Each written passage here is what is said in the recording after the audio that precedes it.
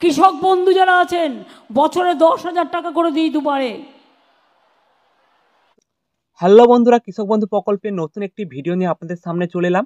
তো মাননীয় মুখ্যমন্ত্রী মমতা বন্দ্যোপাধ্যায় বিভিন্ন প্রকল্পের মধ্যে কৃষক বন্ধু প্রকল্প একটি জনমুখী প্রকল্প। তো এই প্রকল্পের মাধ্যমে কৃষকদের আর্থিক সাহায্য পেয়ে থাকেন ও দেওয়া হয়, এবং এই প্রকল্পের মাধ্যমে সর্বোচ্চ 10,000 টাকা এবং সর্বনিম্ন 4,000 টাকা কিন্তু কৃষকরা পেয়ে থাকেন এবং প্রত্যেকেই পেয়ে যান।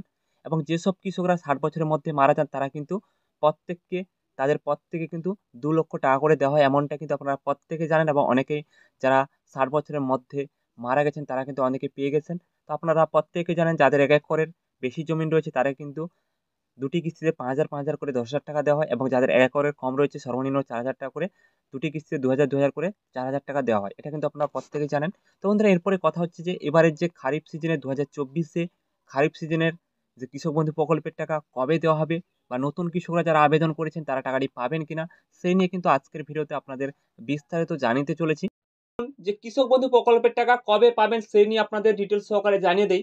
তো বন্ধুরা, প্রত্যেকেই জানেন যে কৃষক বন্ধু প্রকল্পের টাকা এই এপ্রিল মাসে দেওয়া কথা ছিল, কিন্তু এপ্রিল মাসে দেওয়া হবে না। এই কারণে, যেহেতু সামনে ভোট রয়েছে, সেই কারণে কিন্তু কোনো সভা থেকে কোনো স্কিমের টাকা কিন্তু পাঠানো হয় না। সেই কারণে কিন্তু এবারেও কিন্তু সেই টাকাটি কিন্তু সামনে ভোট থাকার কারণে কিন্তু এই টাকাটি এপ্রিল মাসে দেওয়া হবে না, মে মাসেই কিন্তু প্রত্যেকেই টাকাটি পাবেন। কেননা এখনো কিন্তু এপ্রিল মাসে যদি টাকাটি দেওয়া হতো তাহলে কিন্তু প্রত্যেকের স্ট্যাটাসে কোনো পরিবর্তন চলে আসছে।